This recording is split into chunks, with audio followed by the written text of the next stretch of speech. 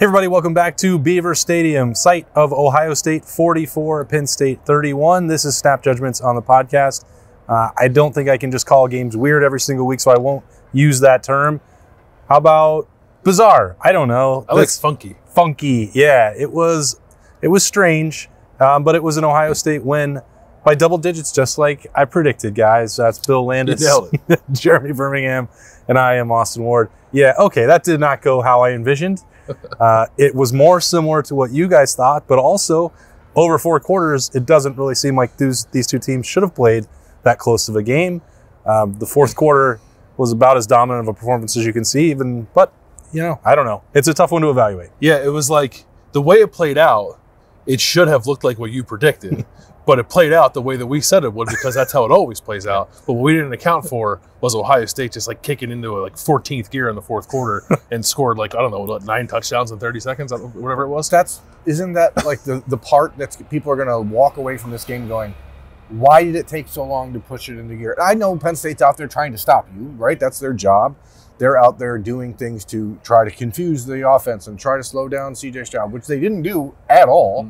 Ohio State seemed to slow down C.J. Stroud by trying to continue to force a square peg into a round hole on offense that clearly right now the run game needs to be the second focus for the offense and then set up the run by using the pass, because Penn State's secondary might be the best Ohio State faces all year long, and quite frankly they couldn't stop anything Ohio State did passing the ball at all.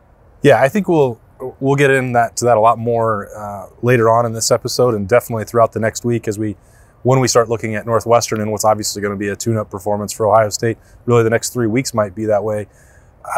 But I don't want it to get overshadowed by the fact that Ohio State came to Penn State. They played the number 13 team in the country.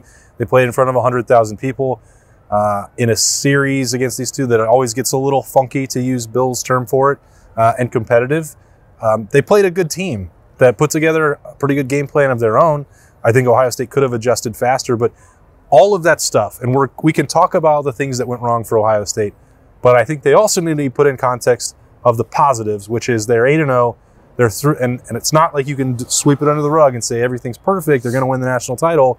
We're going to nitpick that stuff, but to respond the way they did in the fourth quarter and to put their boot on Penn State's throat and to win by 13 in this place does need, it's not just lip service for Ryan Day to say that they can celebrate it in the locker room, and they did. Yeah, I think it matters to not play your A game and win by double digits here. They won by multiple double digits last week at Iowa. They destroyed Iowa and probably played like their C game.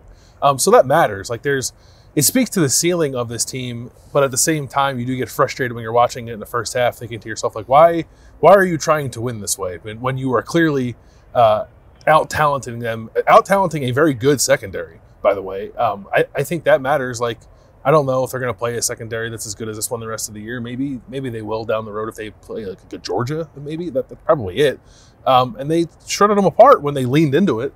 But for some reason, the bubble screens to Emeka Egbuka, which were not efficient. The running to the perimeter, which everyone in the stadium knew was coming, was not efficient. The run game is still very clunky, but you don't have to be a run first team, right? They just need to be able to run the ball when they have to run the ball, but clearly the strength of this offense is throwing it around the yard, and I thought they did that very well today. Chucking it around the yard. I pondered last week if at times against Iowa, Ohio State was trying to run their head against a brick wall just to say, we're going to do this. We're going to crack the rock, as Ryan Day says. And again, you see that today. There's other ways to be tough, though. You know what I mean? Yeah. You can be tough like Cade Stover is tough, catching the ball over the middle and running through 10 people. That's tough. Pretty tough. You don't have to always do it running the ball when it's clearly not working. And for whatever Ohio State's doing offensively, the last couple of weeks, their opponents are keying on the run game, saying, you're not going to just run the ball up the middle against us. And I saw Matt Jones had a pretty rough first half today. Buckeyes' entire offense never seemed to really get going until the fourth quarter. But again, as you mentioned, the ceiling is so high that when they decide to just let it loose, it was simple. But the toughness is shown when you go down, 21-16, struggling all day, and then you score in 3 plays, and then it's over. Yeah. I think there's toughness in finding answers or toughness in not fading away when a game gets the way that one got. And I think that was a struggle at times for them last year that frankly feels like a strength. Maybe doesn't feel great on the journey to get to that point, Yeah. but I do think that is a strength of the team that they do eventually figure it out. Well, and I think that's important. And I told you guys earlier in the week, I said, I wonder if I need to recalibrate the way that I think about this team, the way I cover the team, the way I evaluate games, because last week it was like, well, so negative in the first half. And a lot of what I wrote in Snap Judgments at ohiostate.rivals.com for this game was like they lost, because for longer than 2 quarters today, it felt like that was going to happen. And they're trailing in the second half in a hostile environment. You think, well, maybe James Franklin's finally going to get it done. And Ohio State's played with fire long enough that they're going to get burned. So I made it through 3 quarters, I think, or I made it through the first 2 quarters, and I did better with what I talked about, waiting to get a 4-quarter evaluation for Ohio State, a complete body of work. I couldn't quite make it because of what happened through 3 quarters, and it was like frustrating to watch when Ohio State was not reaching their potential. But then they're capable of what they do in the 4th quarter. Like, you wonder why that doesn't happen all the time. And I'm trying to remind myself that football is hard, and those coaches are paid a lot of money too. And Penn State recruits very good athletes.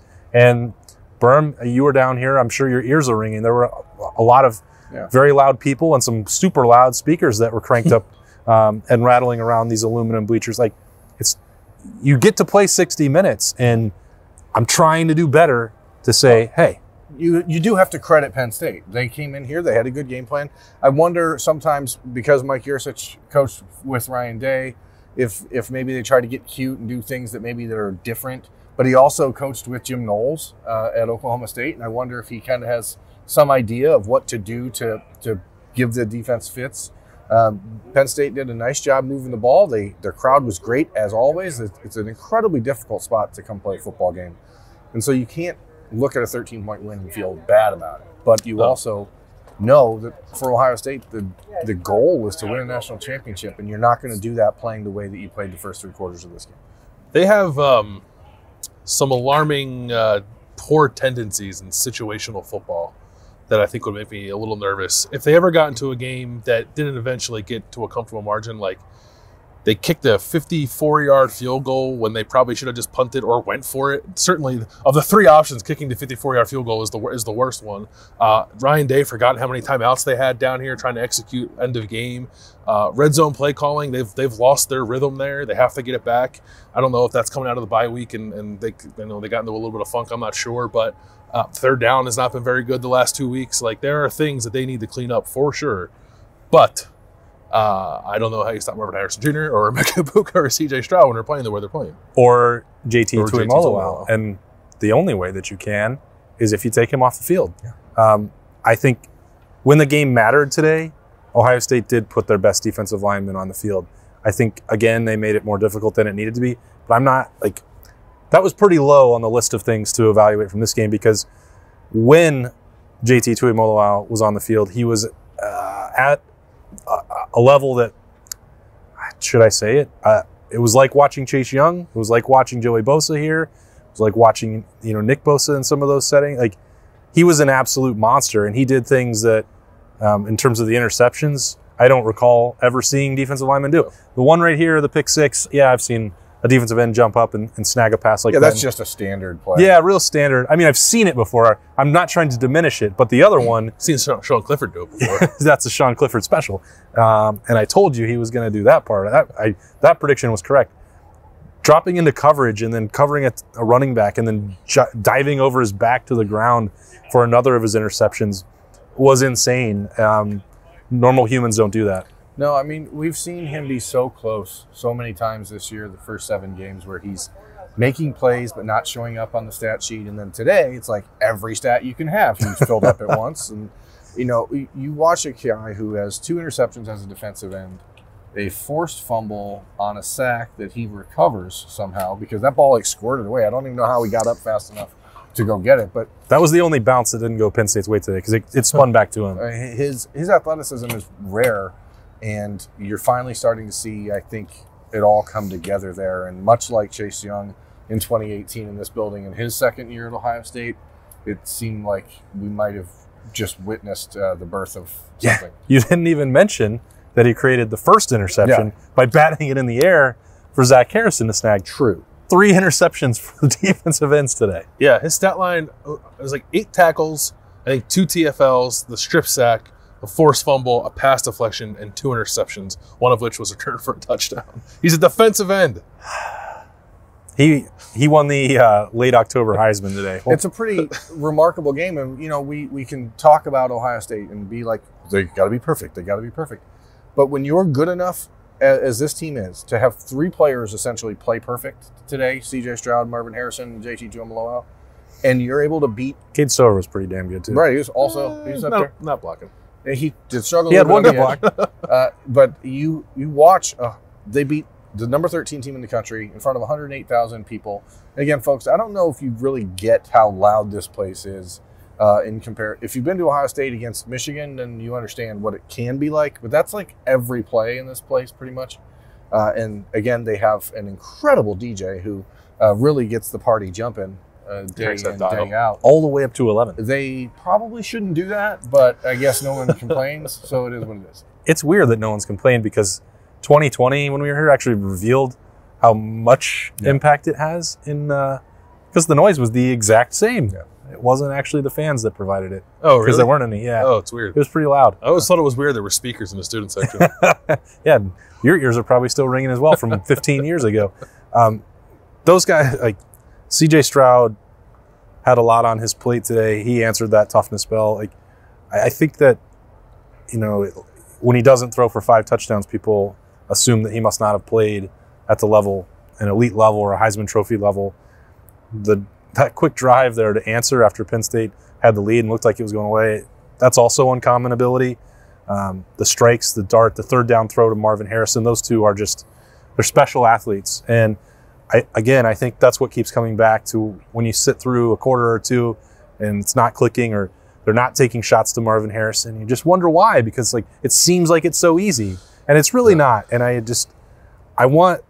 I'm saying it maybe for my own benefit more than anything else. Like, nothing should feel frustrating about winning 44-31 against Penn State. No, it shouldn't. The ball that CJ threw down the seam to Emeka Egbuka was like 42 yards. Incredible. I almost tweeted Heisman throw, but I didn't want to be hyperbolic.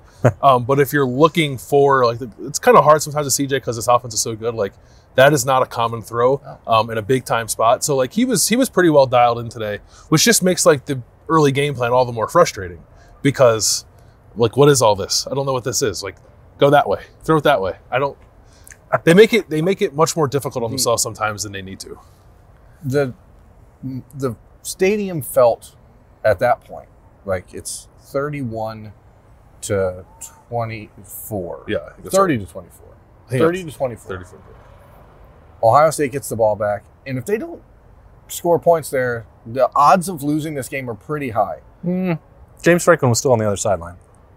The way things are going, it was a tricky spot. Like a weird moment. And C.J. Stroud just said, I'm not interested in any of this. And that ball that he threw to Emeka Egbuka is as good as it gets. And then you finish it off. Again, they come back, 1st and goal from the 2, and get it away again. And you're like, what in the world are you doing? Situational football. And then they run a 7-yard toss to Trey Henderson on the next play for a touchdown, which was good. But at that point, you start to see where the frustration comes in for people because the offense for the 4th quarter looked like it could do anything it wanted, and for the first 3 quarters, it looked like they didn't want to do anything. Yeah, by the way, that last touchdown run was a gap scheme run that they had not run all game. And know what they did the first time it happened? They scored a touchdown because they didn't just run zone into the boundary again. Oh, mix it up. You're suggesting that some diversity in the play calling would help. Some diversity in the play calling, some better design in the run game, I think would help this offense tremendously. It's already awesome. I'm not trying to pretend they it's stink. The number 1 offense in the country. But they need... It can be number 1 more when they're running the ball. Well, they let Tennessee pass them last week, and it's a possibility that, number 2, just not good enough for that team. Tennessee's going to drop when they play Georgia. Don't worry about it. They'll probably drop against Kentucky, but by the time this is up, maybe I'll already be proven wrong on that. It doesn't matter. I don't care. I'm getting home to Ohio and getting the heck out of Happy Valley. It's been a chore. This was actually, the real 3rd attempt at snap judgments. We apologize for that delay. It's been a crazy one here, as it pretty much always is. That these two had that part right. It gets weird when Ohio State plays Penn State, but they won by 13 at Beaver Stadium on a nice, beautiful, actually, Saturday in Central PA.